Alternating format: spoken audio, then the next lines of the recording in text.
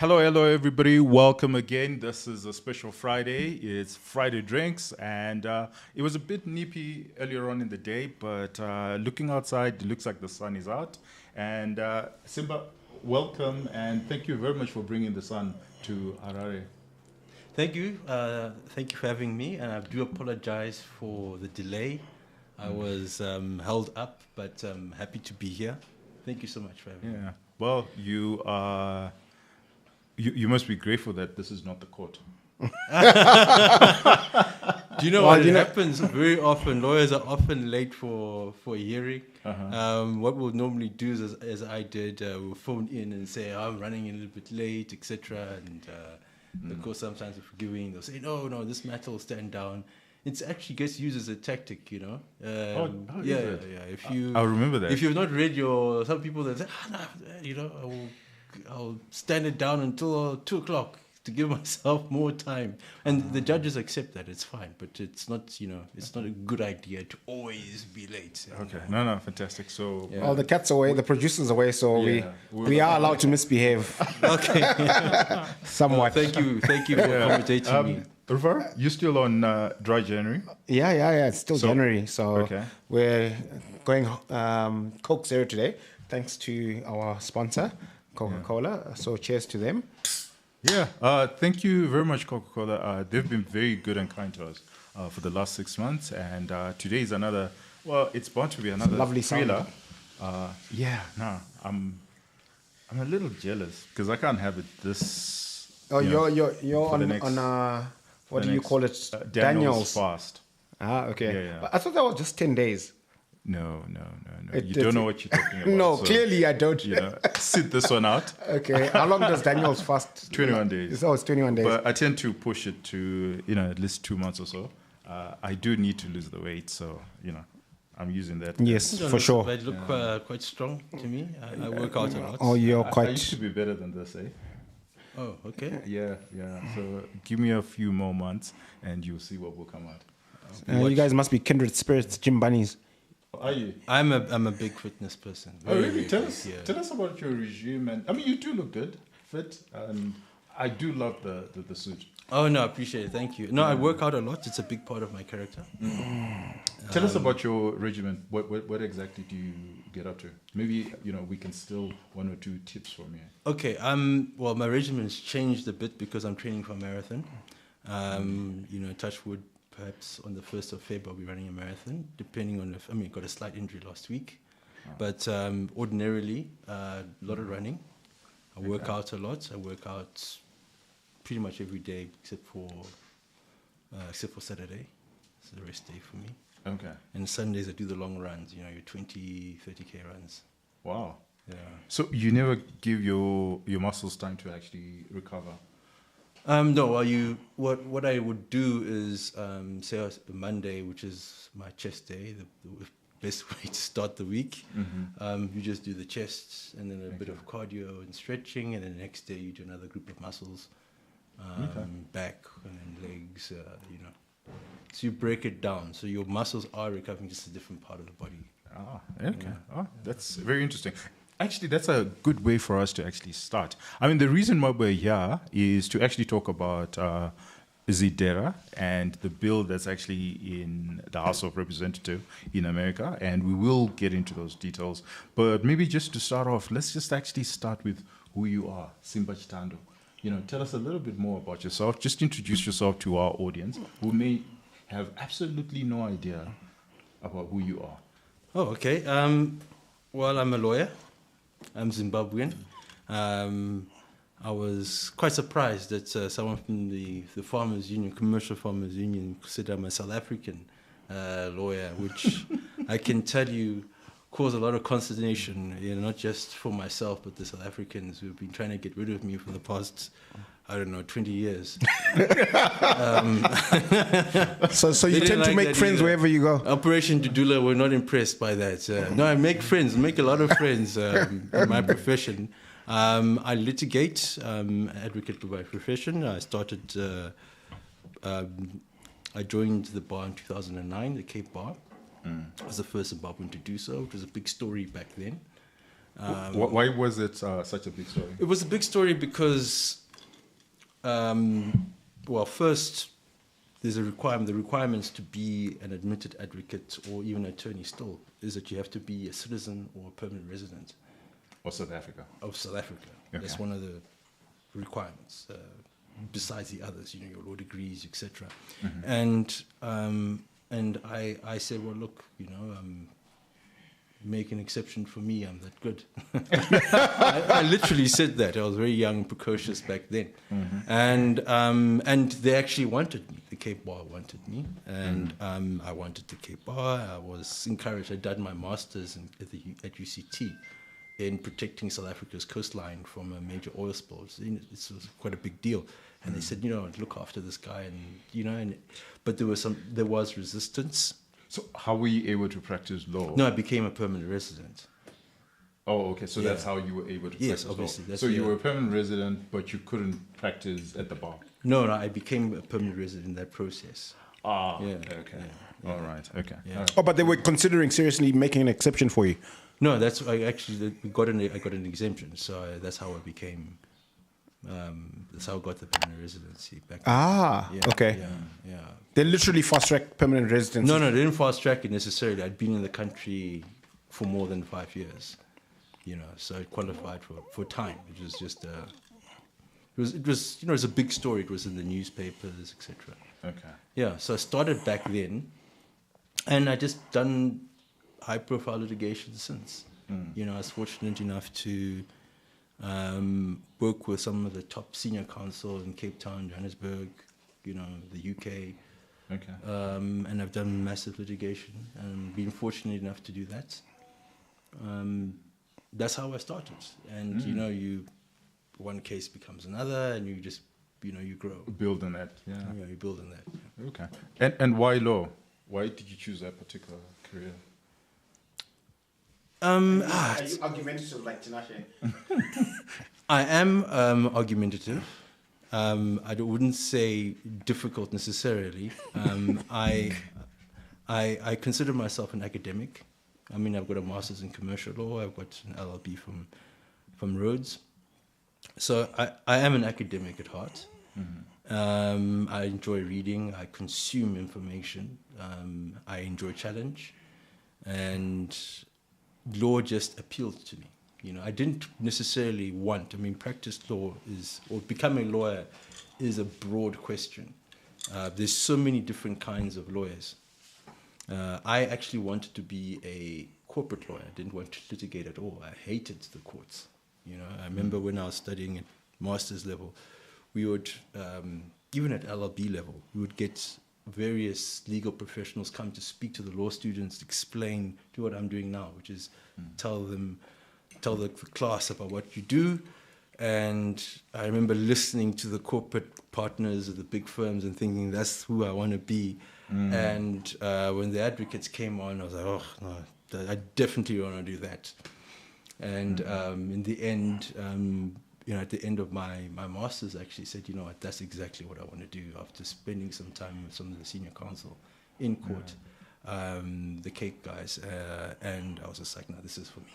And I made a decision that I want to do that, yeah. So you've also been in the news, you know, I don't know whether I should call it famously or infamously. Often in the news, yeah. Your infamy, or I don't know how to put it, but I think it centers around your activism. Oh, yes, yeah. And, maybe, would you like to just make us understand where that is coming from, why you're an activist? So you're an advocate, so that's a lot of advocacy, but beyond that, you're also an activist. Oh, great question. Not many people have asked me that question. Well, that's why it's called Friday Drinks. Yes. It's I didn't expect that. I was in practice. I was involved in mostly high-profile commercial litigation and government litigation, and while I was doing that work, you know. there was a lot of, in 2008, there's a lot of xenophobic violence that took place in the country. And I was admitted as an advocate that year. And I remember feeling powerless to do anything about it. Because I thought to myself, well, look, I've just started. I mean, you're trying to find your feet. And I felt helpless. I felt that, you know what, and no one was actually going out there. There was no what I would call high-profile, big-hitter legal practitioners who wanted to fight the cause for mostly Zimbabweans, but Mozambicans, Zambians, etc., who were victims of xenophobic violence.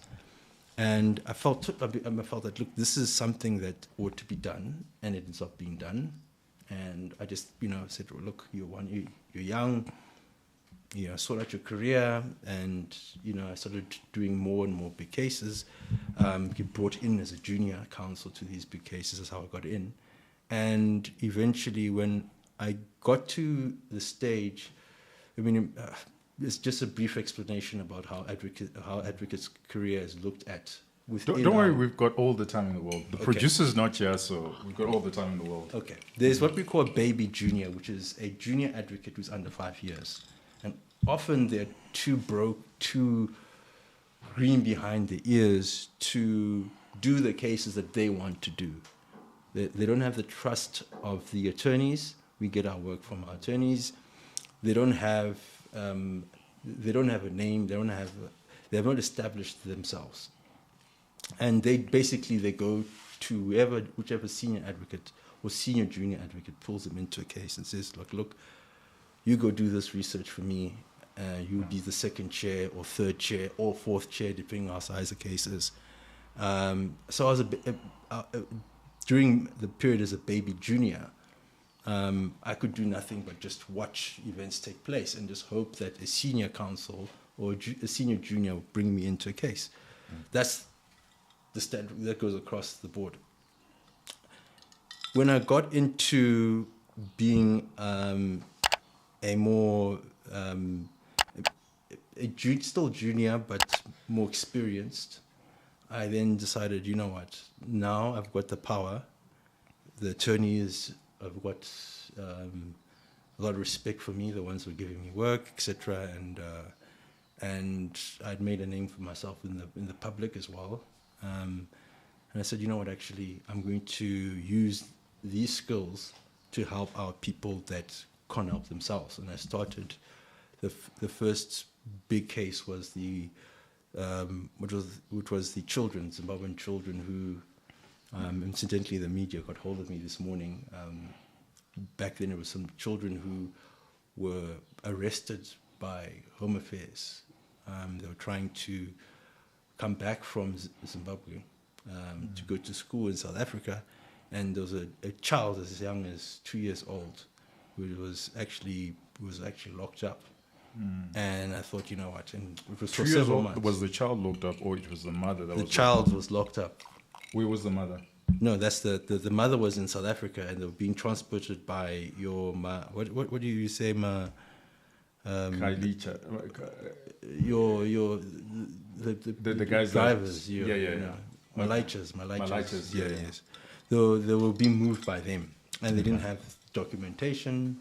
They were banged up, and I have a very good relationship with the Zimbabwean consulate and the Zimbabwean embassy, and often they also come to me with various issues, not just me, but several other Zimbabwean legal practitioners, and say, well, look, can you help these people out? So that was my first big one. It was televised, and so I think I started really back then with those issues. And then after that, I said, well, look, we need to stop this cycle. We need to organize ourselves.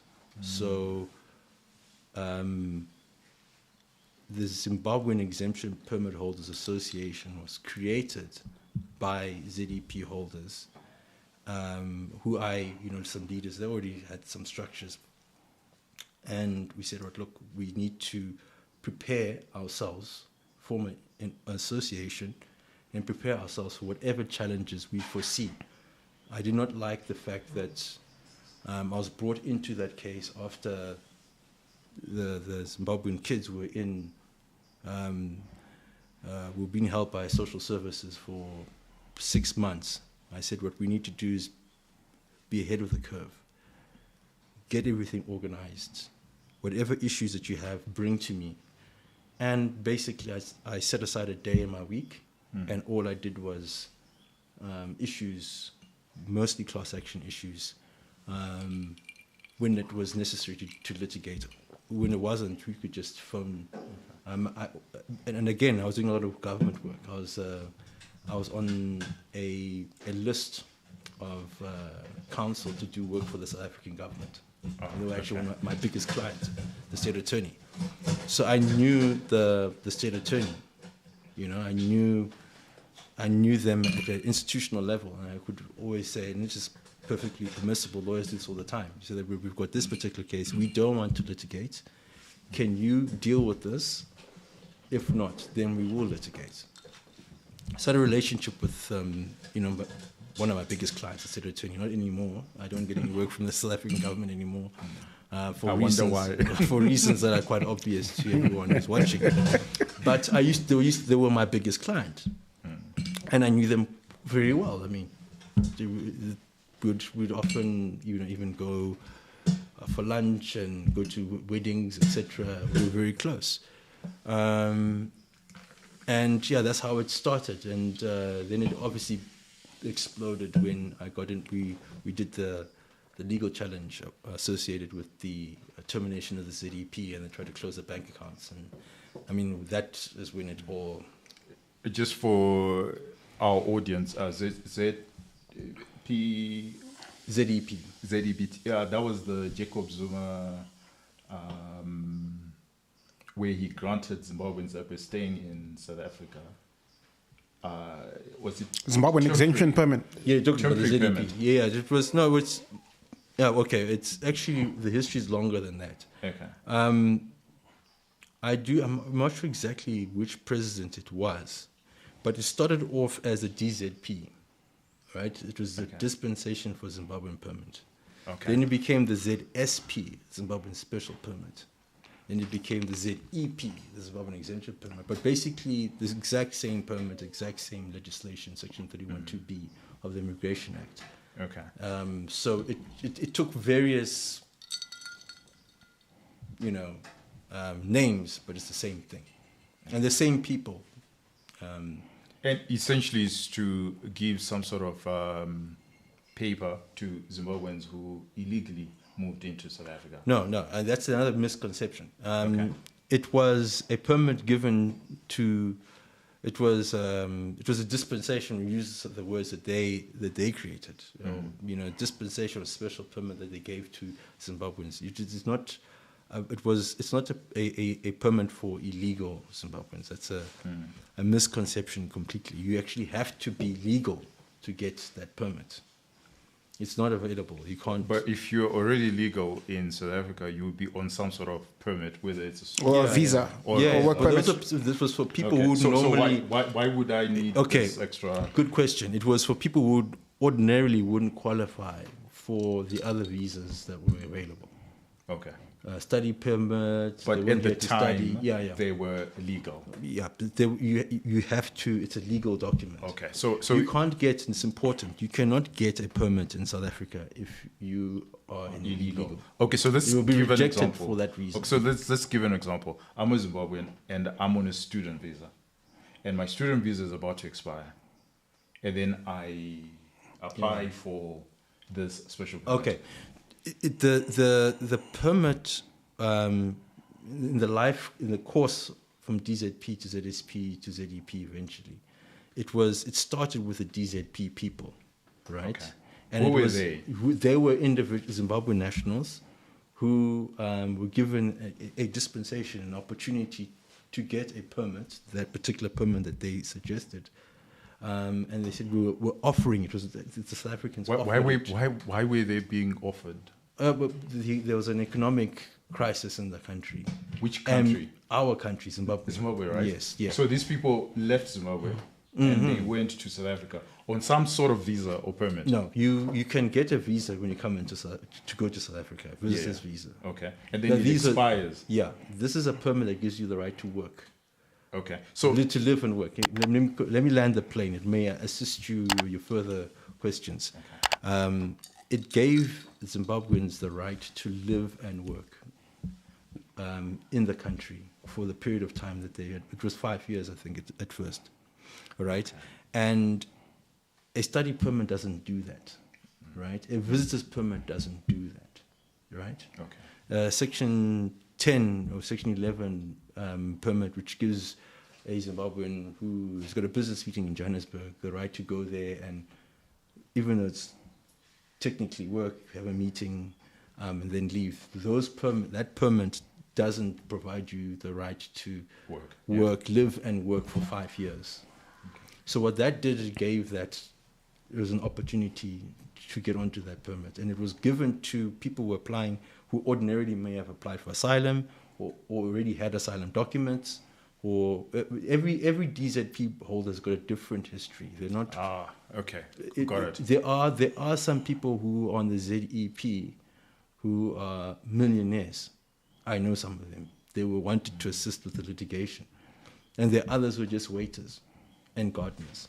So every single person has got a different background. So when you say who are they, it is a broad group of people who took the offer that the government gave. Some didn't take the offer, and in my view, in retrospect, they shouldn't have. They should have gone a different, in my opinion, because they're now stuck in the legal loophole and disaster that's currently. What do they call it? The Catholics purgatory. You could call it that. I think it's. I'll be honest with you. The ZEP, in my view, has been called by other ZEP holders, from what I can see, modern day slavery. What rights does one have, and what rights? They've given all of their working lives, the entire working life of a human being, which is up to 50, some of them 20 years. Okay, and they cannot get credit because their right to stay is expiring every year. Right, it's been extended at the moment. You can't even get a cell phone credit to get a contract for phone. And the idea is that when they're totally exhausted and they come back with nothing to Zimbabwe, with absolutely nothing, it's modern day slavery. They're denied full banking rights. In the beginning of last year, I was speaking to Capitec. They closed their accounts as ZDEP because the computer system doesn't recognize all of these extensions, the banking system. So just close all the ZDEP holders' accounts. And we've had to, then they have to backdoor in their systems and structures that I don't know of, that even the public don't know of, and they had to make special provision for these people because the accounts just keep closing. And then many ZDP, I've got several clients with their accounts are just closing because the banks don't recognize it as a permit. When you walk around with your passport as a ZDP holder, you don't have a ZDP in yours. It doesn't exist anymore, right? They just say, what you have is the system. It's a letter from what do they call it? A government gazette, or from the minister saying, I've extended the ZDP. So this letter, you just walk around with it. It's a very unfortunate situation. Okay. I want to push back after the break. Yeah. I think we just need to, recognize our sponsors, and that's Coke. So give us a Coca-Cola. Give us a few minutes, and we take it up in the second segment. Cheers. I was hoping just to get in a hello, but Daniel beat me to it. You know what? He caught the dub, but little did the boy know he was about to catch an L. Dibs!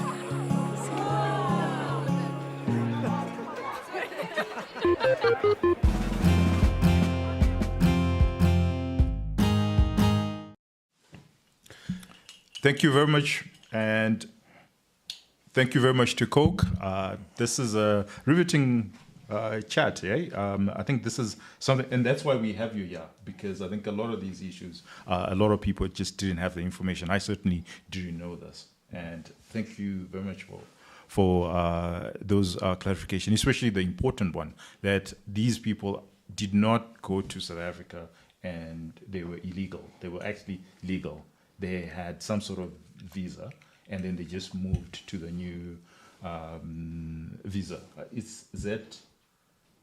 So there's DZP, ZSP, then ZEP. I have to say that also, just to clarify on that even further, it was offered to people who would ordinarily also be applying for asylum and for but refugee it's still some status. sort of permit. Yeah, right? so they come in. They weren't necessarily some, not all, but you have some who went to study and then they said, you know what, I want to live and work in the country. And I know some of them who were well-to-do and and they're on the ZEP system. And then there are others who definitely did cross the border, what they will say illegally. I don't believe it is illegal crossing, and then seeking asylum, and then were offered that. So now this is legalese. This is now It's legalese. It's legalese, but it's important that I make that clarification. Okay, because as a lawyer, it's to protect yourself in court. That's no, I don't have to protect myself in court. I'm not under any litigation.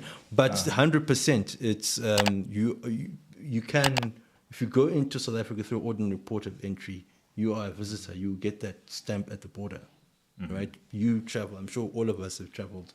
I'm a permanent resident, so I'm treated slightly differently. But if you were to go there, you enter legally. I'm not talking about the proverbial the jumping the border or swimming through the crocodiles, as they like to call us. Some South Africans say no. Okay. So what I want to get into is but I wanted to push back on something that he said earlier.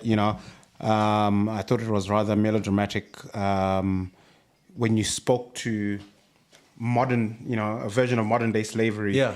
And, I think it's important to just make the point that at the end of the day, as Zimbabweans, when you're in South Africa, we're guests there.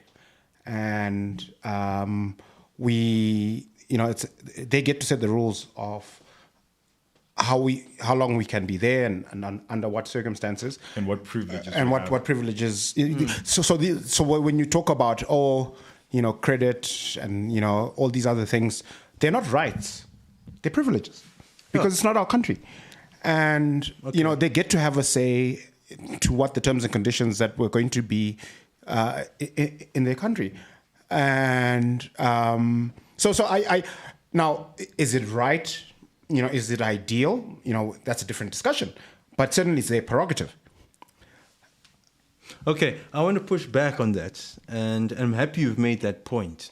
I'm very happy you've made that point because many South Africans who support you or put South Africa first and Operation Dudula, a lot of them may have that sentiment. But where I would respectfully differ, I'll start where I agree with you, right?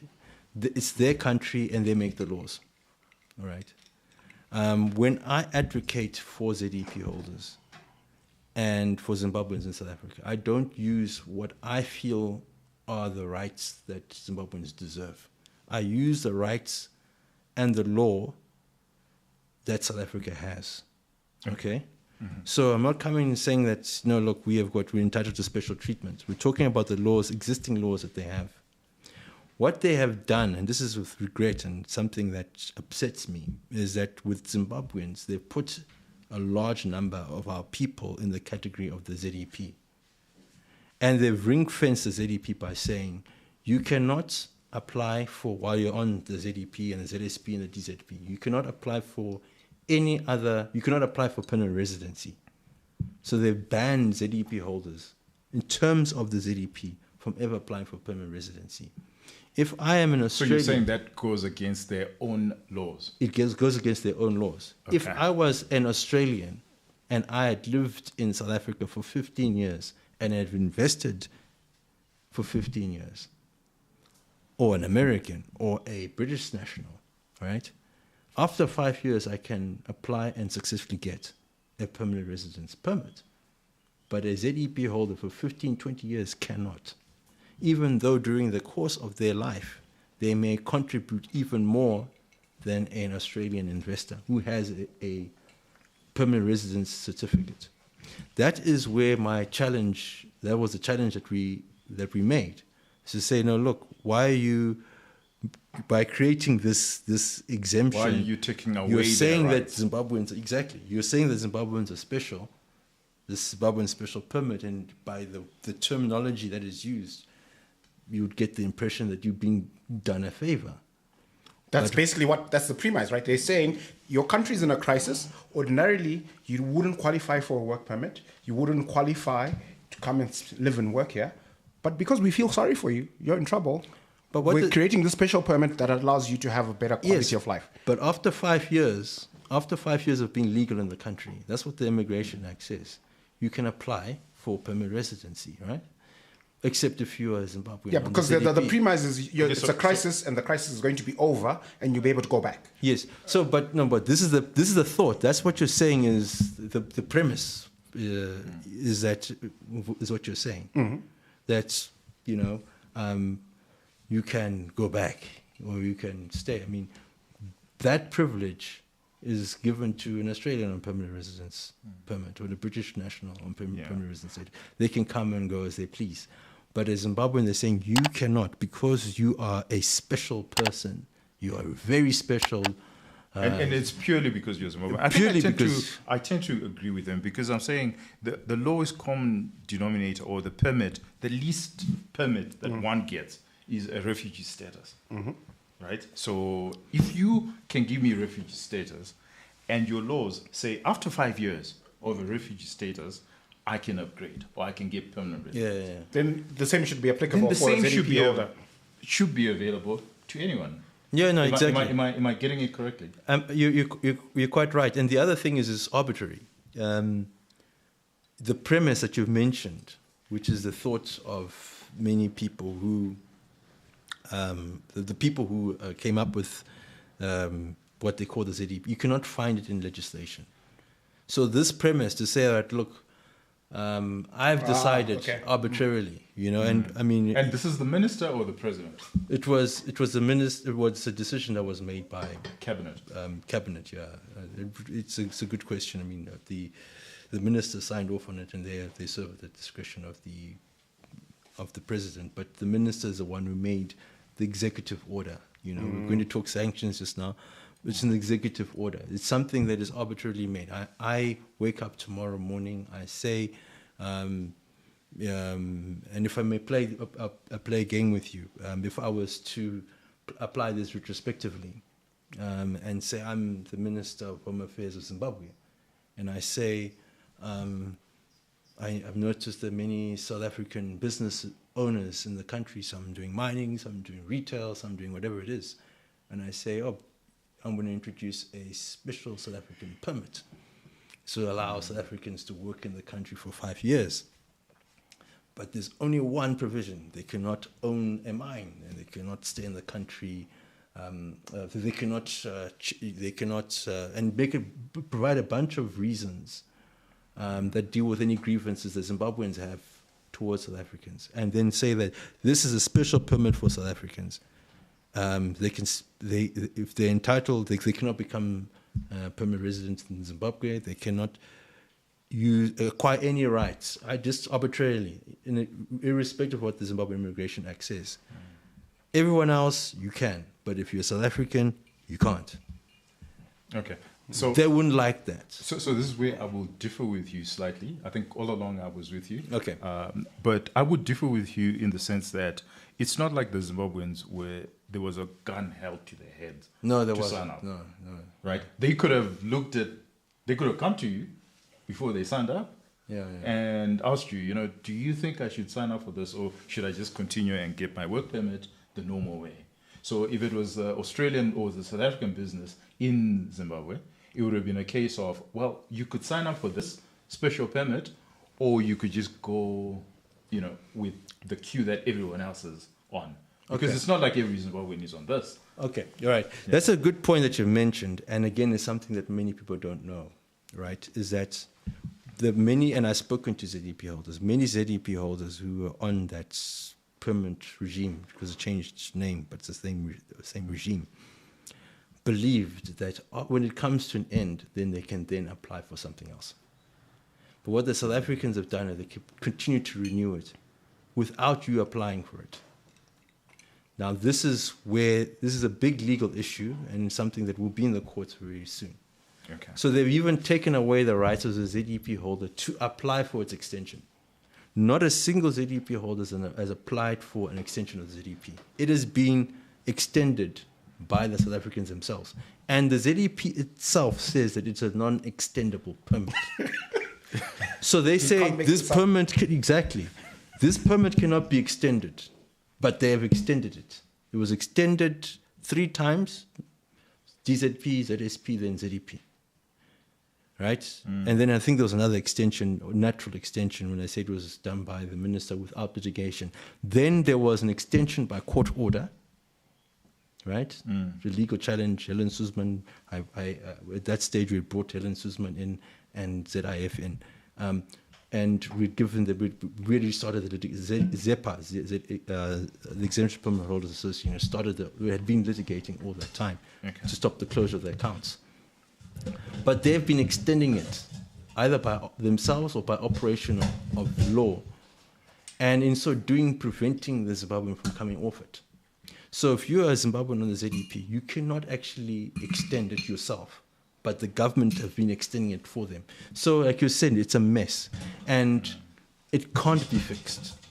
The only way it can be fixed, in my view, because that's why they keep extending it, the only way to without changing the legislation, that is to allow Zimbabweans to apply for permanent residency, because they've been in the country, some of them 15, 20 years, and just from the period of extension, where it's been extended by operation of court orders, and until now, it's enough time for one to naturally qualify for permanent residency. Okay, so we do have a DA Home Affairs Minister, and he's been in office for over 2 years now. What has he done around this? Because I think on a number of issues he has solved them. Yeah. What has he done specifically to? Well, he's helping his people. So when I say he's helping his people, he's helping South Africans, nationals with a backlog of IDs to clear those, which is done. But as far as the ZEP, he only started. He did talk about permits. No, well, look, I'll use his own in regards to ZEP or just general. No, just general. Okay. He has been dealing with a lot of backlogs, and I give him credit for that. He has done that. As far as what the court asked him to do with the ZEP holders, he has not done that. The court said he must do public participation, which basically is an administrative process where before we take any decision regarding the rights of the public, we actually go out to the public and ask them, how are you going to be affected by this? So we can consider when we say I'm speaking in the voice of the government, the executive, to say that we can consider your views, because you will be impacted and affected either negatively or positively by our decisions. What is your position? They've not done that for the Exemption Permit Holders Association, for Helen Suzman Foundation, and all the others that approach the courts. There's several civil rights organizations that are involved in this matter or are stakeholders of it, and they have not approached us yet. And this was, I think in 2025, they decided they're going to create a committee to deal with it. And why haven't they? That's the political issue, right? And in my view, the reason why the DA have got the Home Affairs portfolio is because no one wants to be the ones. It's a hot potato. Yes, they don't want to be ahead of an election, the ones that actually give the Zimbabweans the rights that are not the ones, like you said, that we would like to have, or for our nationals in the country to have, but the rights that the statute books allow for. the rights that allows a German national to get permanent residence for 5 years, after 5 years of contributing to the South African economy, and living with properly documented, the same rights as a Zimbabwean who has been in that country. Not all of them are waiters. Some of them are multimillionaires. I've got one client who is a ZDEP holder. Obviously, I won't mention his name. He's a landscaper. He owns a big landscaping company. He's a multimillionaire. He's a ZDEP holder. Right? We've got ZDEP holders who are incredibly talented. I mean, I can't obviously tell you. Are they organized now? And no, we are organized. Okay. There's competing organizations now, which is good. There's Zimbabwean Exemplary Permit Holders Association. This is the one that I litigate with. I'm involved with them. There's Helen Suzman Foundation, who's everyone knows them. They're quite a strong institution. We've got the ZIF. They've been doing some work. Luke. And how do you get paid? Oh, I do it pro bono. So this is your activism. That's my activism. Okay, so it's activism and advocacy. Okay, so if I could just pivot a little bit from the legal aspect of the debate and discussion to maybe just a little bit more, political, philosophical around. So where do you sit between this tension, nationalism, Pan-Africanism? Because obviously these borders that separate us as African countries were drawn up at a conference in Berlin by a bunch of Europeans without consulting us, without getting any input from the people that actually live here. They were, in many instances, quite arbitrary. And, that's, at the end of the day, the reason why we have these debates about immigrants and immigration is because of these borders. So where do you sit philosophically when it comes to us as Africans and these borders that we inherited from 1884 to the extent that we respect them and we use and we let them divide us, frankly? What's your view? Should you actually need a passport to go from Zimbabwe to South Africa and go through all these immigration hoops? Does it make sense? Are we better off just being this one Pan-African society? I like the borders. This may take many people by surprise. I think the borders have a very good purpose. I like to mention something that many people may not actually, many Zimbabweans may not actually realize. That border protects Zimbabwe from South Africa's problems. Okay, South Africa has an extremely high crime rate. Right, the murder rate is comparable to a war zone. Okay, the borders are important. Right, it regulates the movement of people.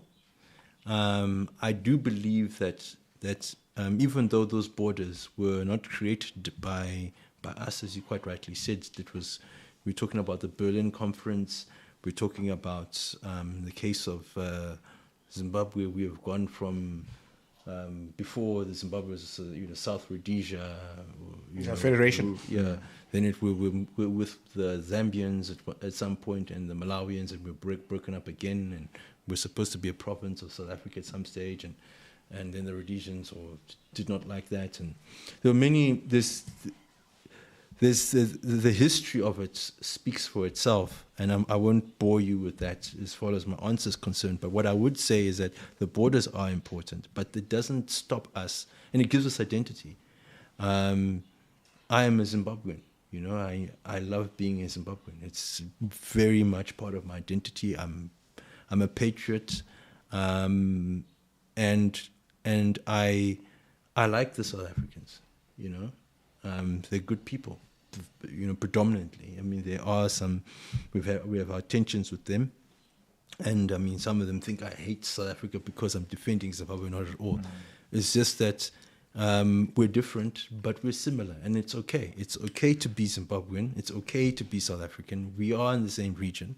And incidentally, when you go to Europe, and I sometimes go overseas, I go to the Middle East, Zimbabweans and South Africans gravitate towards each other because we're very similar in culture as people. And other African countries, you find that the Ghanaians and Nigerians, they may, domestically, regionally clash, but when they find themselves in Europe or in America, Consider themselves West Africans. they come together. Because of how similar they are. So I think it's okay to have friendly or banter or whatever it is with the South Africans. That's fine. When it gets out of hand, when we're now talking about xenophobic violence, where people are being killed in mass numbers, that's when I take exception and I say, right, look, we have to defend ourselves. But mixing, doing business, it's important, Okay. All right. So the activism and the advocacy, I can see where the two actually interlink, and well done to you for doing this. For thank you, Zimbabweans appreciate it. who are in South Africa.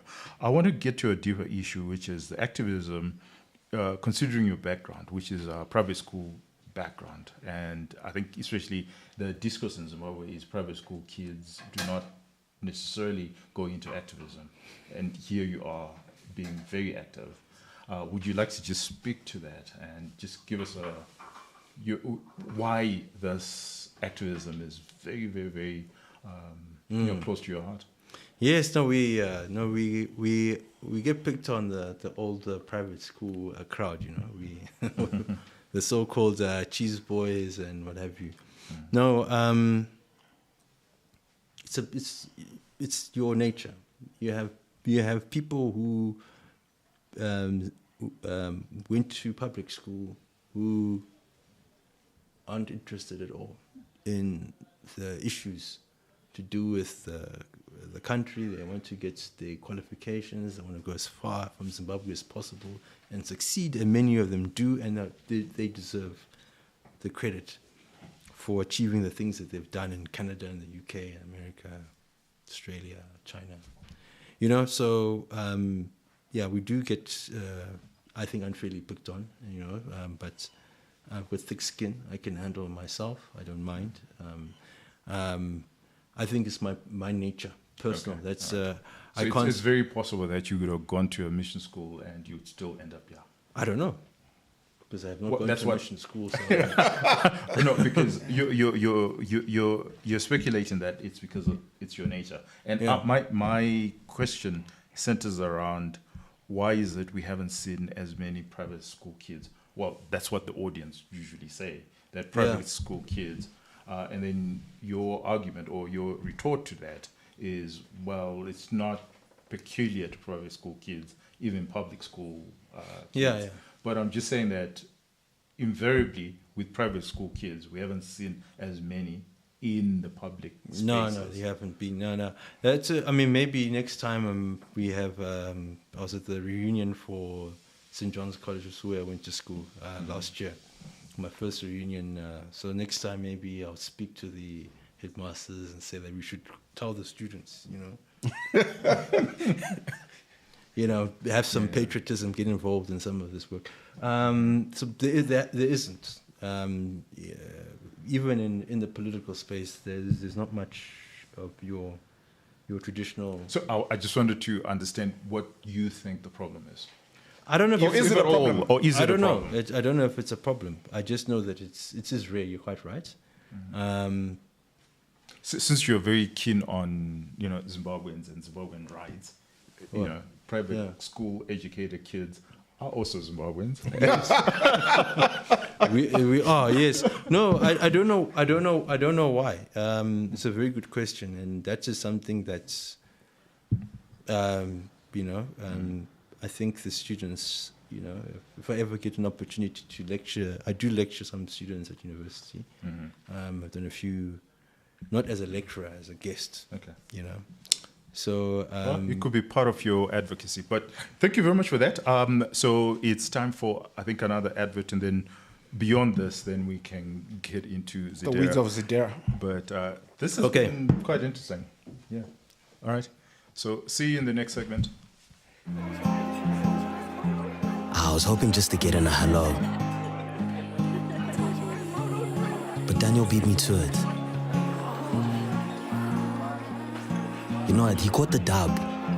But little did the boy know he was about to catch an L. Dibs!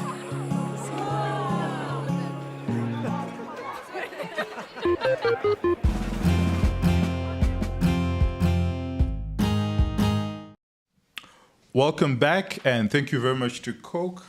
They've been really kind to us, and they allow us to actually produce this every Friday and to get good guests like Simba here. So I think that was a nice detour, and especially with the Zimbabweans in South Africa, I think lots of people who are watching the show will enjoy that. So thank you very much for that. Now let's get into this bill that's in House of Congress in America, and this is to repeal ZDERA. And I had prepared something just to talk about it, but I think that you would do a very good job just explaining to us what is ZDERA, what is the current statute or the current law that's in America, and what is actually happening with Senator Brian Mast and the bill that he introduced. Okay, well, ZDERA is before the House of Representatives to be repealed, so that's legal terminology for terminated, okay? So we're talking about a bill, an act of law that is about to die, and thank goodness for that. I also came prepared, and there's something I didn't want to be misquoted. It's very important not to be misquoted. But I knew you'd ask me something along those lines. See, you're a pen and paper guy. I am. Now, I thought you could explain, one can explain ZDERA very quickly by just reading one paragraph from ZDERA, right?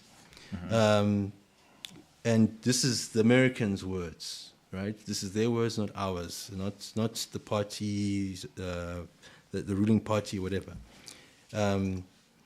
They said that due to economic mismanagement, undemocratic practices, and the costly deployment of troops to the DRC, the Zimbabwean government has rendered itself ineligible to participate in the international banks. And then they go into the different terms. The World Bank is actually broken up into 4 different types of banks, but I wouldn't go into that. I'll go back into the quote. Which would otherwise be providing, these are the international banks, substantial resources to assist in the recovery and the modernization of the Zimbabwean economy, full stop. The people of Zimbabwe have thus been denied economic and democratic benefits. That's Section 4A of ZDERA, the 2001. So that's what ZDERA is. It is an act of law where the Americans decided, using their own words, that Zimbabwe was no longer eligible to participate in the international financial system. And I have to mention that ZDERA is part of a broader. Our punishment was not limited to ZDERA. ZDERA is part of a broader, according to the Americans, again, using their words, Zimbabwe sanctions program. The sanctions on Zimbabwe was multifaceted. So you had ZDERA, then you had 3 executive orders. Executive Order 13288 and 13391 and 13469. Right? Those are orders that were made by the President of the United States, various presidents throughout the course of our sanctions program.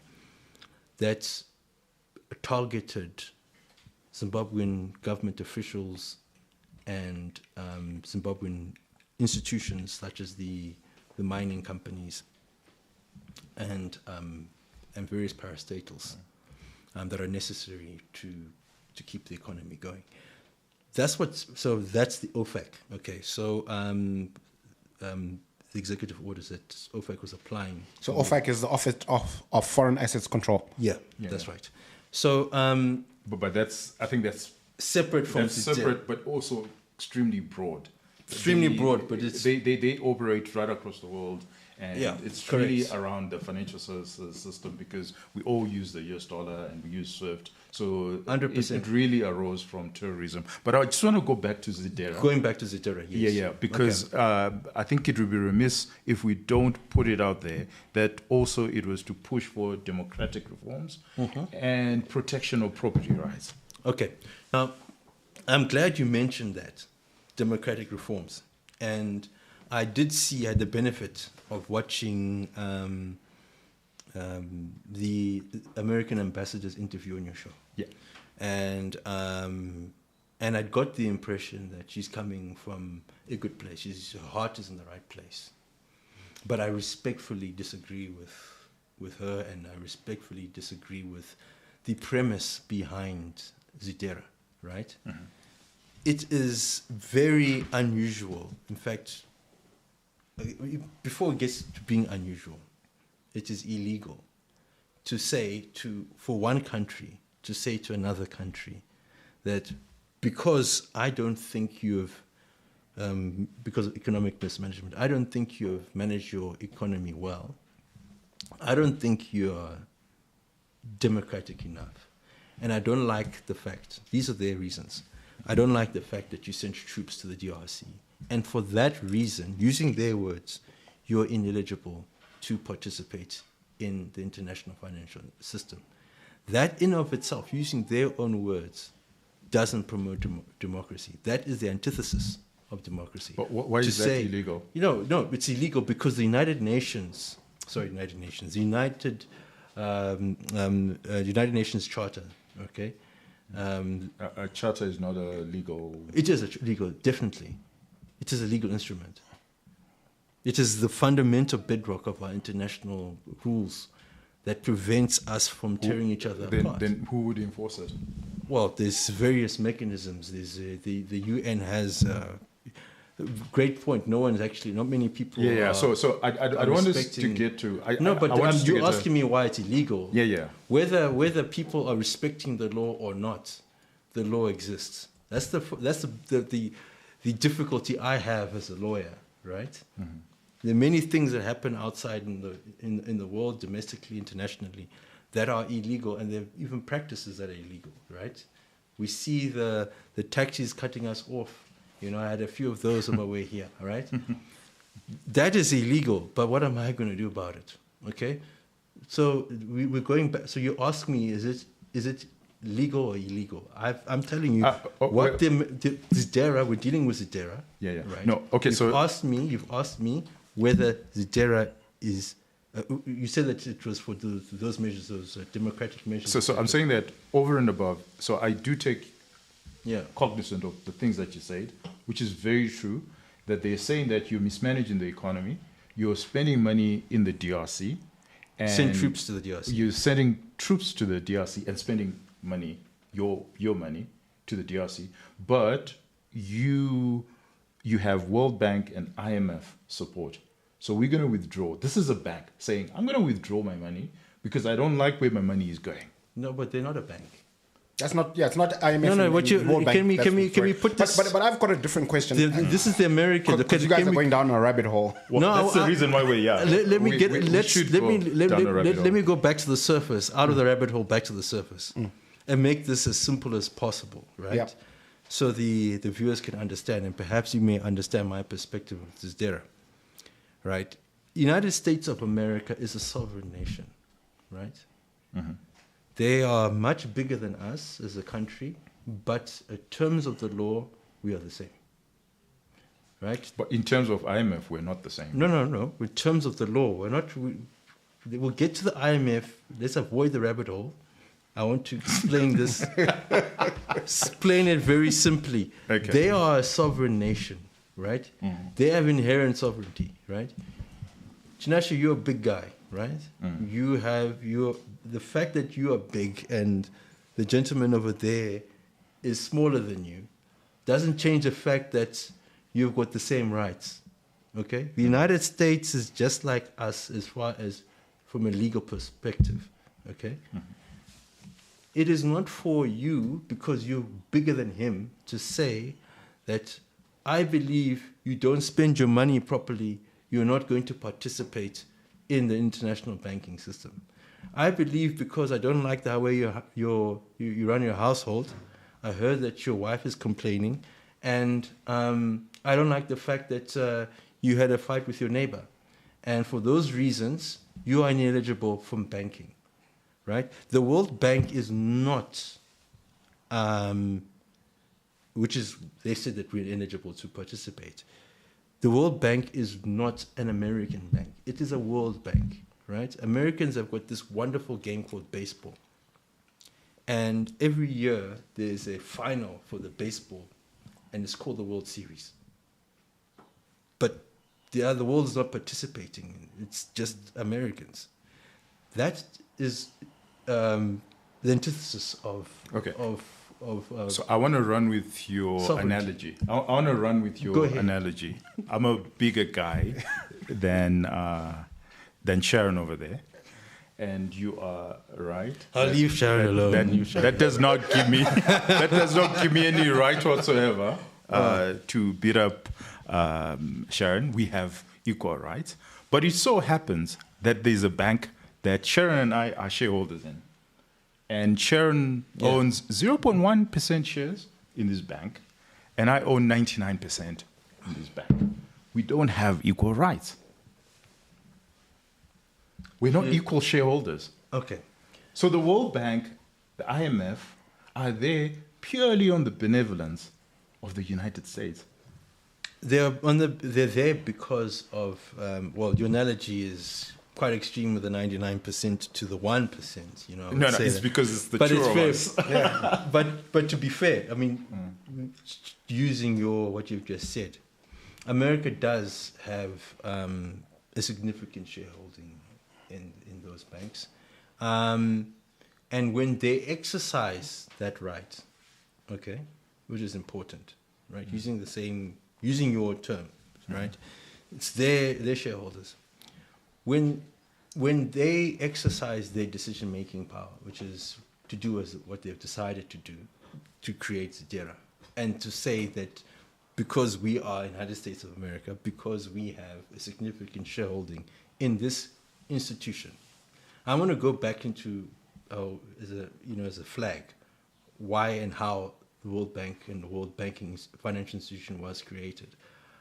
But the exercise of their decision, to cut Zimbabwe out, or any other country out, for that matter, has to comply with the charter, right? The UN Charter, which says that you cannot sanction a country, because you want to.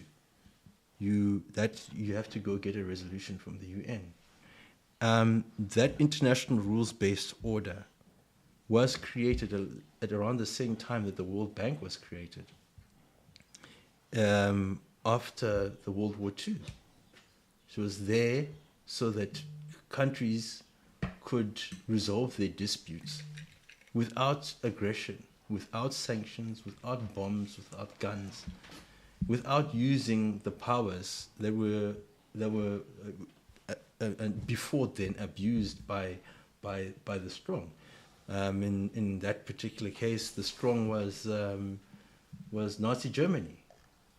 That said, pretty much what you have said. That, because we are who we are, we're going to do this, and what are you going to do about it?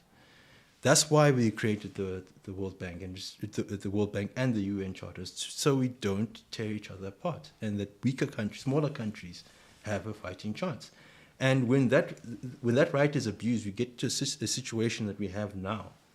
We are talking about a ZDERA which is about to be terminated, and I hope. Okay, but can you just Americans help be us, terminated. just from a philosophical perspective, just help me. What makes law? The right for us to write something, call it a charter, or the effective enforcement of whatever we've agreed on?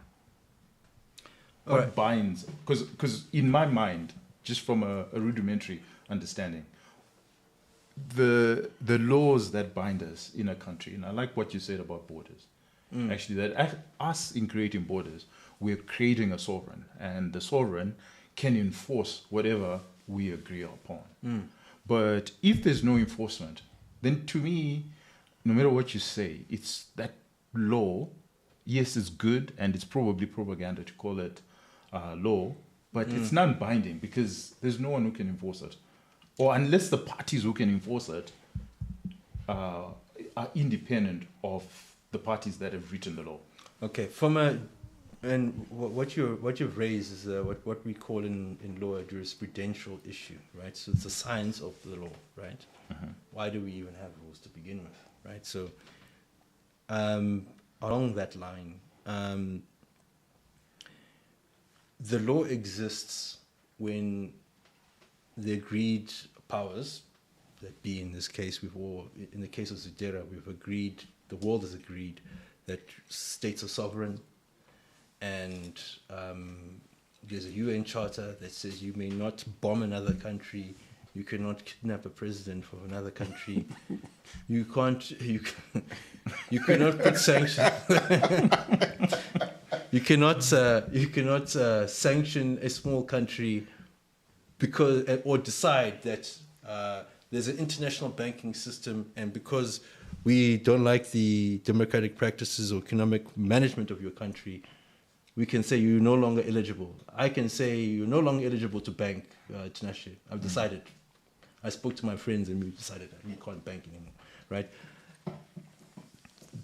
That action is against the law. The fact that it can't be enforced doesn't make that, as you said that Doesn't make it a fairy tale. It's the law. The law doesn't become propaganda. The law still exists.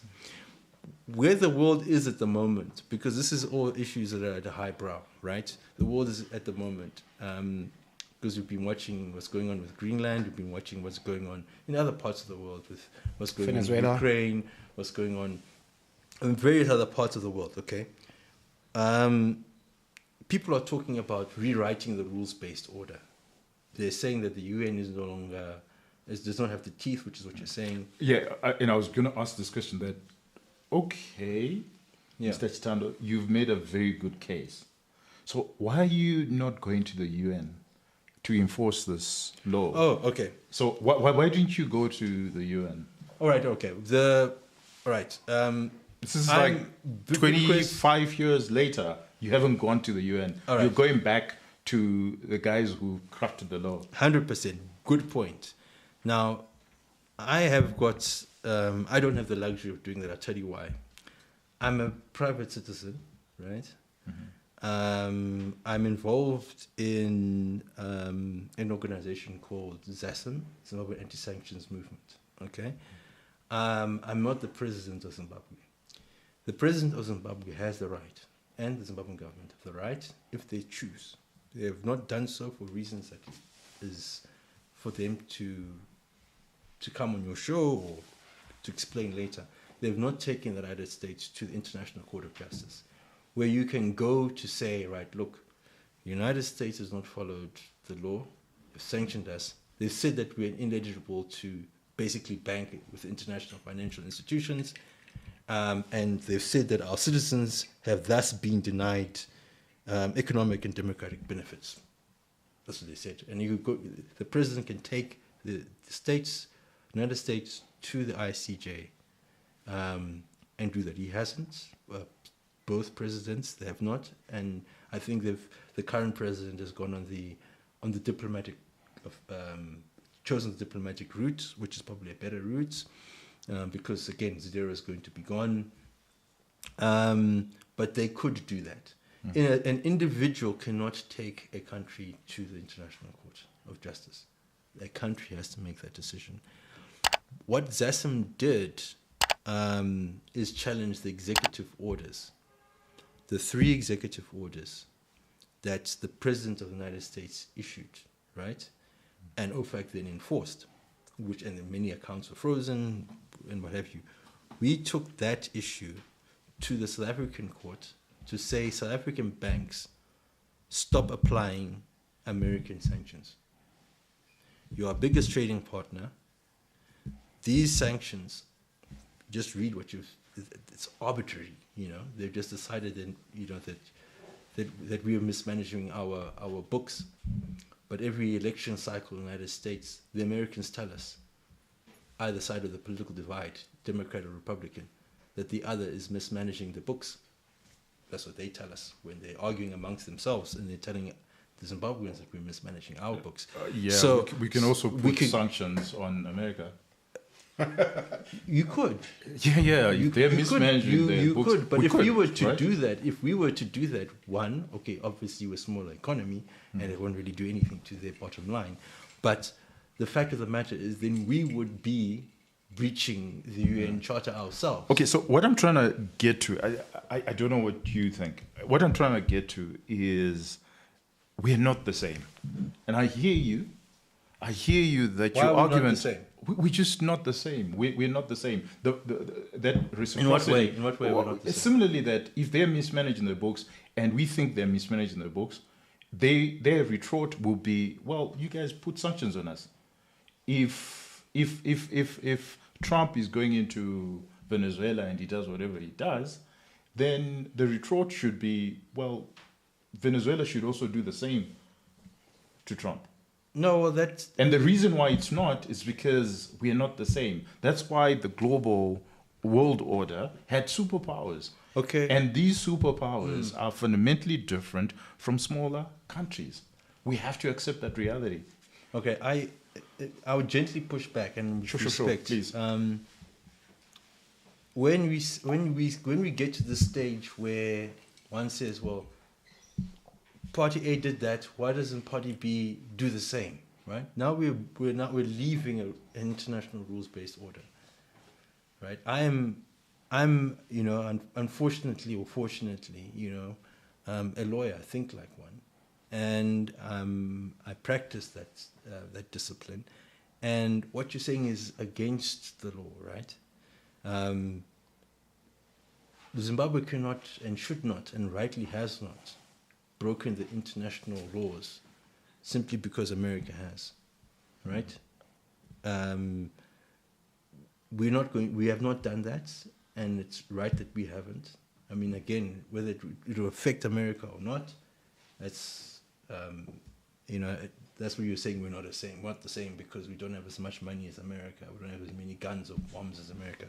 But the rules that govern the international rules-based order was created specifically because of that imbalance. Okay, let's hear from Rufaro, because before rules, there were actions.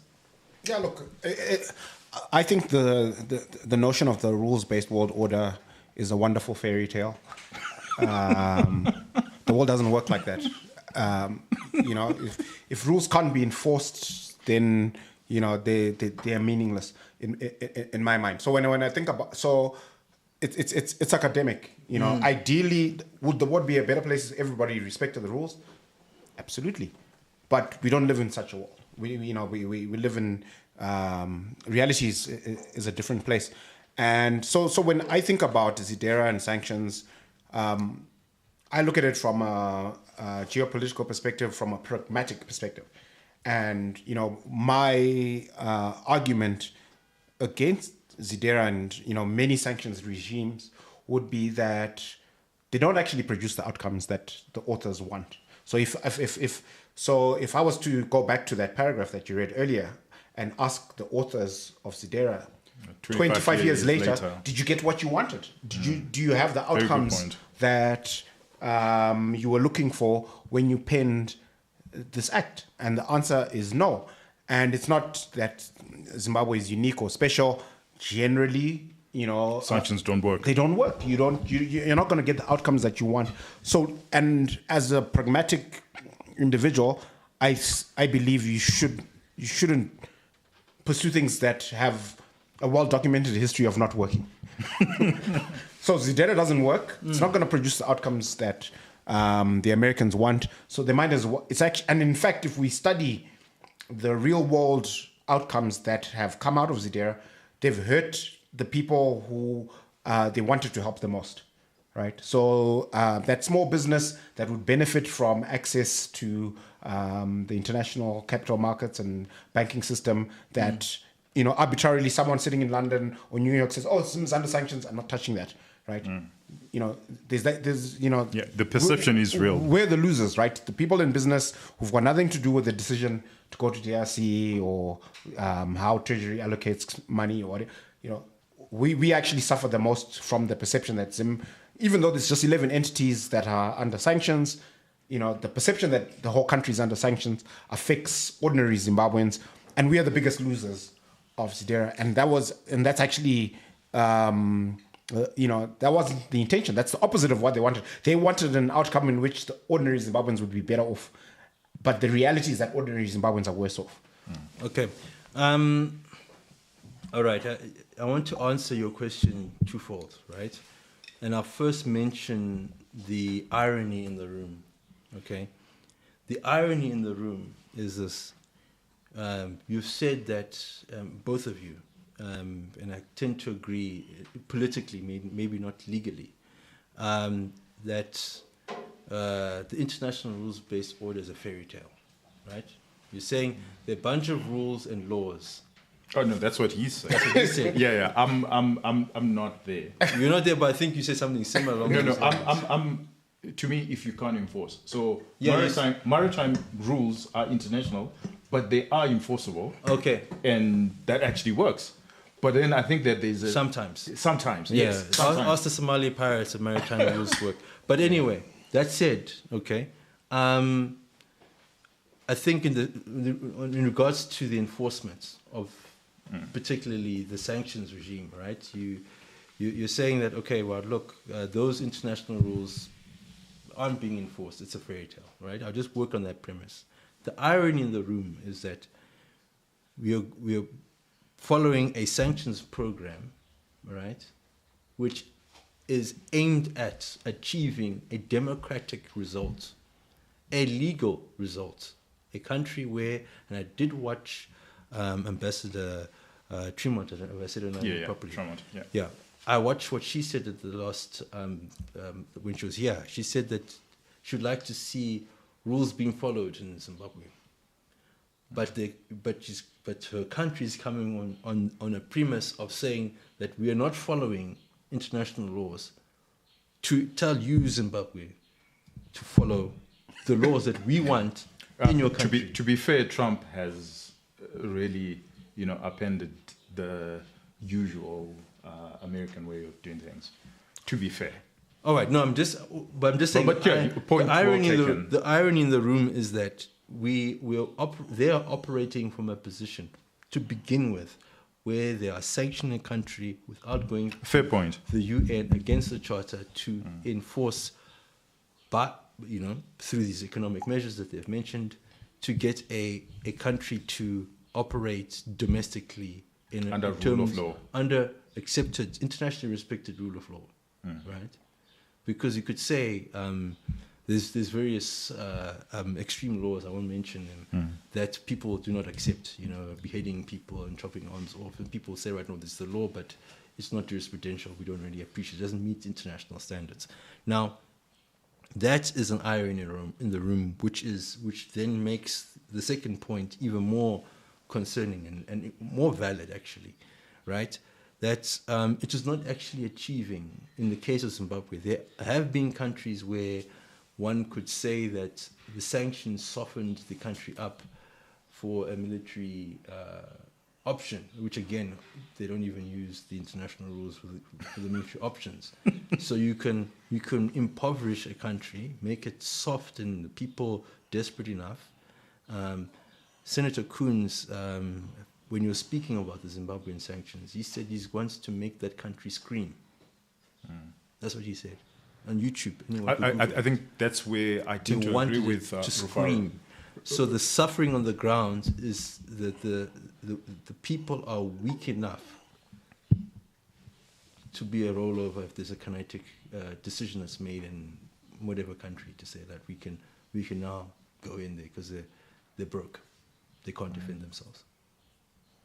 Yeah. I think I tend to agree with Rufaro, and I think that's where we all agree, right? That pragmatically, the results of ZDERA, 25 years later, are not necessarily what they intended. Yeah, I think that's the only reason why it's before the House of Representatives. Okay, all right. So that's a good, because I I wanted think I I want- wanted us to get into that, Okay. because we can all agree that those were the intended And we're better off results. without ZDERA. I think we can all We agree are with that. better off Yeah, without 100%. without ZDERA, because the results are very clear that whatever they intend, it did not turn out. So the question is, what is before the House? Can you tell us exactly what this, or why are you involved? What's your mandate? How are you involved? Because your name came up because we had the farmers, and we asked them that there's this repeal that's happening, and it's very specific that we will repeal, but on two conditions. The one condition, the most important condition, is that the white farmers are fully compensated for. So then they said that actually it wasn't us. We were not part of the lobby. And they said that there's one Simba Chitando who has been participating in this particular lobby. Would you like to refute, or tell us exactly what is the status and what is your mandate? Okay. A number of questions. I'll start with the issue of my mandate.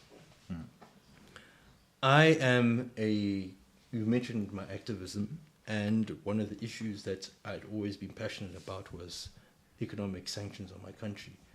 That was one of the reasons why we had a large number of Zimbabweans go elsewhere to avoid the measures that we discussed in other countries. And I thought, go for the source. We created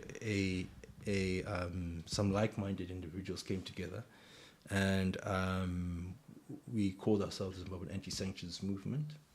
And as civil society, we decided to challenge the sanctions in a small way in which we could, because this is a very big beast, possibly the biggest at the time in the world. And we made, through public discourse and various other initiatives in regards to me, through litigation, right, to put pressure on making, not necessarily cancelling the sanctions. We couldn't cancel the sanctions, right? We don't have that power. We don't. I mentioned earlier, we didn't even have the power that the president of Zimbabwe has, who has a mandate. He's the man with the ultimate mandate to take America to the ICJ, which he hasn't, and President Mugabe didn't either. They followed a different route, which is also, I think, legitimately so, perhaps. We then said, well, look, we are going to challenge the countries through the court systems of those particular countries, and challenge the banks that are using American sanctions to say that the banks, you're talking about enforcement, the banks are obligated to operate within the rules. All right, so on the enforceability stage, they have to follow the rules. And economic sanctions and restrictions are against the UN Charter. They're against South Africa's agreement with Zimbabwe, the Bilateral Investment Promotion and Protection Agreement, the BIPA. Right? The applying sanctions is against that BIPA. It is against, and that's law, right? It's actual law, right? It's against the South African Constitution, which says that you cannot punish someone without due process. You can't just simply say, oh, you are no longer eligible to bank. That's unconstitutional in South Africa, in many countries. Okay. So we said to the banks who had been freezing Zimbabwean bank accounts, several prominent Zimbabwean businessmen, their accounts were frozen in South Africa, funds seized and then sent to the United States. We said that banks, you need to stop doing this, because applying American sanctions is against South African law. It's against the African Union Charter. It's against the UN Charter, right? And it's bad for business. It's economically bad for business. The Banking Association, and we did this, I've got some dates here, because I know that one of my colleagues in the organization said that, look, we removed sanctions. We didn't. There's some sanctions still there. So you didn't remove sanctions, just No. make it very clear. There was some with this. You stopped some South African banks No, from I- enforcing it. No, I want to be specific, right? We started the litigation in December 2021, right? And in January, the Banking Association filed an affidavit, and they said, right, look, we made a decision amongst all the banks in South Africa that the Banking Association will speak for them. And they set out their position towards towards OFAC sanctions, the sanctions program. And they said, right, the first thing, the declaratory order that we sought was not in South Africa's economic interest. They didn't speak about the human rights. They just said that if we do what ZASM is saying, we should. It's bad for business, yeah. It's going to collapse. It could potentially collapse the South African banking sector, right? And I disagree. I don't think it would. And we said that in our replying affidavit, which I'll get to. But that's the first thing they said. So they admitted that they're applying the sanctions, right? They said that we're going to continue doing so to avoid the penalties that are in the OFAC sanctions. That's what the Banking Association said in writing in an affidavit that they signed. And they also said it's bad for business. Those are the 3 points that they raised. We then retorted and we said, right, look, it's inconceivable that the South African economy will come to a grinding halt. As a Banking Association have said, and we did this on the replying affidavit was done at the end of January, and we filed it in the middle of Feb, right? Okay. So we did that, and we said South Africa's banking sector is not going to collapse if South Africa stops applying American sanctions. It's not going to happen, right? That's inconceivable. I can't. We said that we could not see any reason why that would happen. The other thing we said is that the banks cannot say that we will not follow the law, which is the argument we've been having for some time. Because it's bad for business. Because it's bad for business. You cannot say that I'm going to break the law because it's good for business, which is the reverse. Yeah. And then we said, let's sit down for hearing. The President of the United States was cited as a respondent. He filed papers under his lawyers in South Africa, and they said, right, look, well, he said that, well, you know, his lawyer speaking for him at the time, which was President Joe Biden, said that, well, we don't have jurisdiction. And our response to that was, wait a minute, we have not said that because he's got diplomatic immunity in South Africa, and we have no jurisdiction to sue him. And we said, we're not suing you because we want any relief from you. We're citing you as a respondent to give us reasons why you think the court order we're seeking shouldn't be made, right? That's the only reason we've been cited as a respondent. We're not seeking any relief from you, right? But the jurisdiction on whether the sanctions in South Africa, American sanctions in South Africa can be applied, is a decision made by the South African courts. And then we sit down. We're now ready for heads of arguments and setting the matter down for hearing. And then on a few weeks later, I think it was 2 weeks later, on the 4th of March, the United States said, we have terminated the executive orders. Okay. And then that's when we moved to the Mangitsky. So there's been a transfer. Yeah. So for that reason, obviously, I mean, I'm not the American government. I can't say that the litigation. No, but that's a big win. I think that's a big deal. You know, when all said and done. Let's hear, because I think there's a point of departure, and I really want. No, it's not necessarily a point of departure. I would say that the pressure is important, right? Okay. This pressure that we put on, right, and It this is bore something. fruit. You think that it made the difference? I want you. Yeah, I think it. I'm not an American government official, so I cannot tell you what was in their mind when they removed the executive order sanctions. Okay, we'll ask the U.S. embassy. You still haven't answered the question your mandate as far as the current Civil repeal? society organization. I'm as a at any Zimbabwean has that. Okay. Have you been in touch with Brian Mast? No, I have not. Okay. So why do the farmers believe that you have been part of this? Well, the farmers also believe I'm not Zimbabwean. For reasons that are known to them. I've not been in. We have had, during the course of this, had some interaction with people in America. Who exactly? Are you at liberty to say? I'm at liberty to say. Well, we have had touch with people in America. They've reached out, and there's been there has been some interaction. So you haven't? Have you been in touch with Representative Brian Mast? I have not personally. No. Okay. Yeah. Have you been in touch with Ministry of Foreign Affairs from the Zimbabwean side, or government officials from the Zimbabwean side? We do. Are you representing them, or are you? Okay, I do not represent. Okay. Or have you had interactions with them? Have you had some sort of mandate or some sort of active participation or collaboration? All right. Yeah. Now details are important. Okay. Well, you guys are both pedantic. No, he's being pedantic, and I know where he's coming from. I think I know where he's going. So I want to set the boundaries and provide some clarity. Okay. I was acting as a lawyer.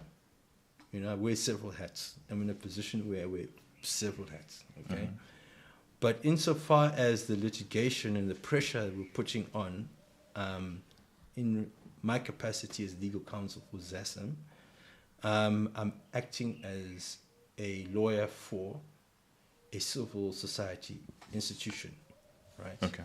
So that is that specific mandate. That civil society institution was litigating with the banks and also litigating against the American government in a particular case, which we have withdrawn since after, because obviously the executive orders were cancelled. Removed. Yeah, well done. Yeah. So again, I'm very hesitant. I appreciate He's that. not claiming. I am ownership, very. But he's saying there was a coincidence. I just said out a timeline, but I'm being very careful. But you still haven't answered the question. I'm coming there. I'm trying to land the plane by detail, and I do apologize for the Okay, no, the fair delay. enough. No, the producer's not here, so we've got all day. You asked me whether I've interacted with the government, Zimbabwean government, and the ruling party. The answer to that question is yes. Okay. Right. In various capacities, yes. Right. So Well, specifically with repealing of ZDERA. When I do, okay, this is also quite very important. When I'm instructed, when I do any work for the state, the Zimbabwean state, right? I've done work for the South African government for reasons we mentioned earlier, not anymore. I'm bound by attorney-client privilege, right? No, but this is part of your activism. Yes. This is not necessarily your law, your advocate. This is your activism. I'm just saying, I'm walking the fine line, and I want to answer your question. Okay. I have had interactions and discussions with them. Yes. Okay.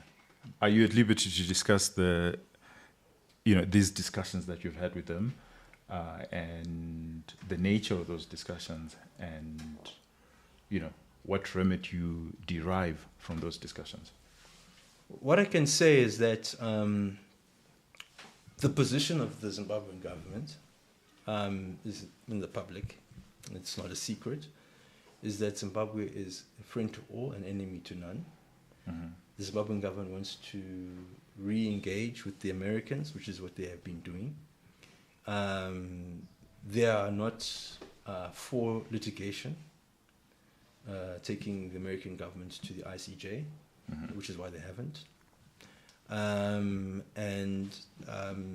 and the position is to, which is what we've all been experiencing, to carry on in spite of the sanctions, and to seek the support of the region. So the position that the Zimbabwean government has is the same as that of SADC and as that of the African Union, which is the Zimbabwean sanctions program is illegal and must be removed.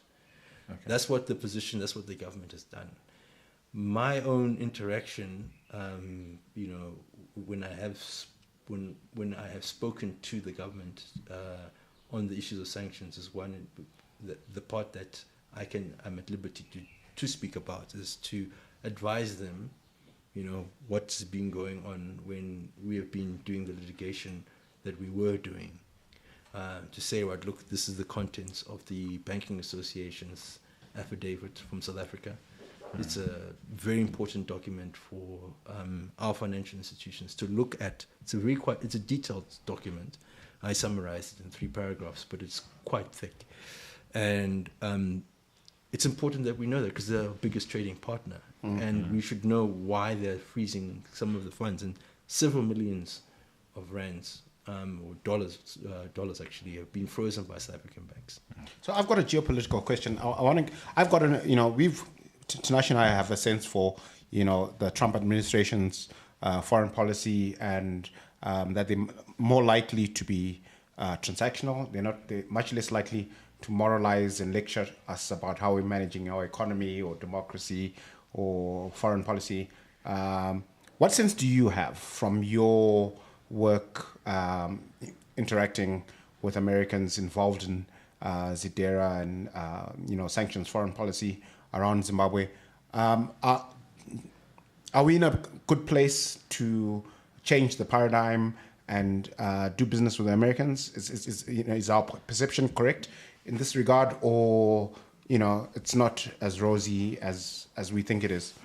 Well, I think you had the American ambassador here, and I watched that,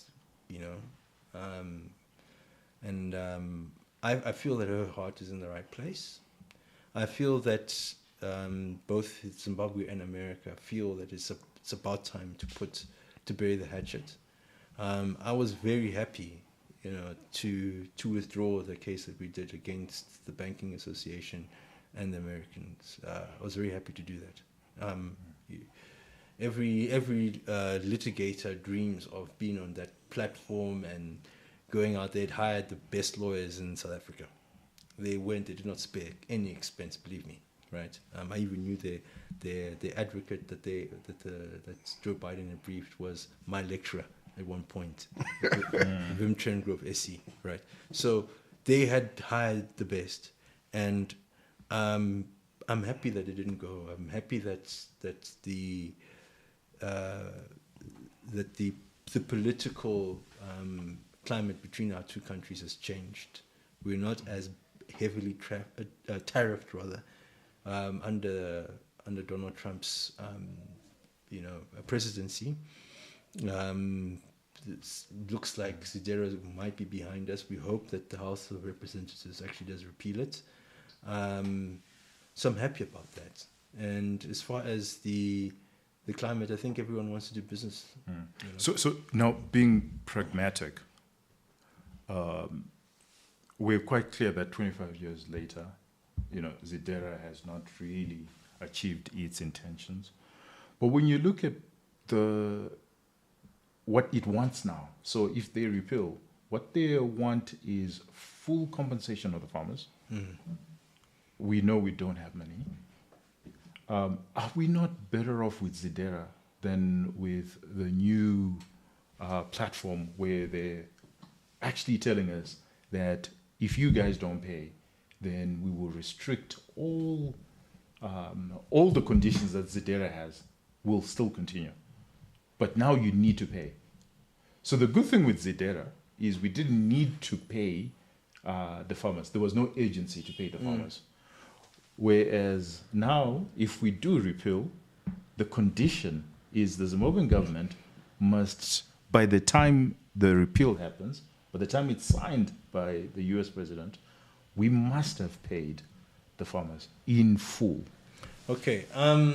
I take the view that if one looks at the history, that 25-year history, ZDERA changed several times, right? The wording of it, you know, and the conditions, you know, for every election cycle and all the events in the country, they changed. I feel that there could be some flexibility on those conditions. I hope there can be some flexibility on those conditions, but getting rid of ZDERA helps America and helps Zimbabwe. It enables Zimbabwe to access the international financial system without restriction.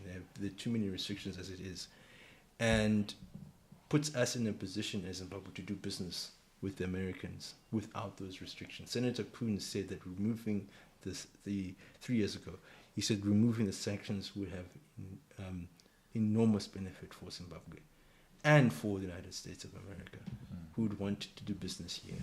So removing the sanction, so the ZDERA and all the sanctions, Magnitsky is included, even though OFAC is gone. The executive orders have gone. I think OFAC is only using Magnitsky. All the restrictions helps America, empowers Americans to take advantage of the economic growth that we're seeing in Zimbabwe. Okay. The problem I have, and this is the last question because I think the time is up, is another ZDERA by any other name is still ZDERA. And if you look at the current conditions of ZDERA, it says you must pay the farmers, you must compensate the farmers, or you must give them back the land. I think the language is like, you must give them back the land, but I think they'll be happy with compensation. But there's no timeline. Yeah. Whereas if you repeal, immediately it says, and I do get your point, that there must be an allowance. But you will find that it will be extremely punitive, where it will say, okay, we'll give you an allowance, make it 3 years. But if you don't pay the farmers in 3 years, these are the punitive measures that we're, because, you know, it's a, you know, carrot and stick. Yeah. You know, they'll be very clear around that. So what I want, because I'm sure you don't have the answers, and I'm not going to put you on, but the idea or the reason why we have this platform is that we allow the government of the day and people who are doing this so that they're very much aware. But what I want from you is, what would be your advice? Is your advice is just, let's just get rid of ZDERA. But beyond ZDERA and how the Americans are doing this and how Zimbabwe is engaging in its international relations, what would be the best course going forward? Okay. Given the carrot and stick nature. Given the carrot and stick nature, I'm now mentioning that one of the only things I agreed with from the leaders of the Commercial Farmers Union when you had them here, is that the current wording of the repeal is problematic, right? Which is what you're speaking about. Okay. So what I would like to see, and what, if anyone, I mean, the advice I give on your show is what I would advise anybody, both Zimbabwean and American, is the spirit behind the repeal of ZDERA is to remove sanctions on Zimbabwe so we can continue, we can go back to, or begin normalize relations to do business the way in which countries they can who want to trade without restrictions can, and businesses can do without restrictions can.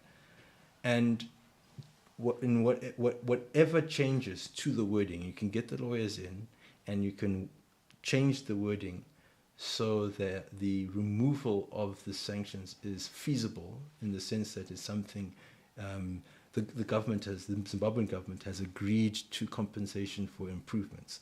So the wording can change so the Zimbabwean government can do what is necessary, pragmatically or possible. meet, because the thing is, about the conditions, many hardliners within the ZANU-PF, many Zimbabweans are saying we shouldn't even be compensating farmers at all, right? Even for the improvements, and we don't care about the conditions, and we don't care about ZDERA, whatever. We'll go on without. So they have there are voices like that. Then there are others who are slightly more moderate, like myself, who say, "Right, look, well, we want ZDERA gone, right?" But I also do agree with the fact that the sanctions at the very beginning are illegal. But that said, right, along what's practical, let's put this all behind us. Okay. Gets a situation. We want the commercial farmers, the government position, to be compensated for their improvements. But whatever deal we get must not bankrupt our country, must be feasible, so that we can start doing business with Americans. Well, I have an answer for Tinashe, which is, as a capital market player, whatever we owe the farmers, call it 3 billion or 5 billion. 3.5 is what I think it was mentioned. I think it goes up a whole bunch. The interest is extremely punitive. The minute you don't do it, it's going to be extremely punitive under the current bill. But as you say, the idea is for us to push back as hard. The spirit is to put it behind us and make it feasible. Yes. Yeah. So call it 5 billion. In the context of global capital markets, it's a drop in the ocean. It's nothing. If Zimbabwe has a clean bill of health in terms of our capacity to interact and do business with global capital markets, we will be able to find that kind of money or some sort of line of sight to farmers getting liquidity. But it's not possible now with the sanctions in place. So I would put it to you that the moment you remove ZDERA, you're removing a major obstacle to actually finding the money to pay the farmers. Okay. You're quite right. So what you're talking about right there is adjusting the chicken and egg dilemma and allowing for a feasible removal of ZDERA so Zimbabwe can meet its financial obligations. Absolutely. Okay. 100%. Well, I think what I got from these guys is next time I'm taking a bank loan, these guys are the guarantors of that bank loan because they're extremely optimistic about where things will go. But I think that's what we want. That's why we have these conversations. I think certainly, Simba, thank you very much for coming. I think I'm wiser of this discussion on a number of issues. Thank you for having me. I appreciate it. And so is the audience, for sure. Yeah. But please continue to like, continue to subscribe, and continue to share. And please continue to actually comment, where you disagree. As we continuously say, we don't have the monopoly on wisdom, and we certainly learn from your comments as well. Otherwise, have yourself a wonderful Friday and a great week ahead. Cheers. Cheers.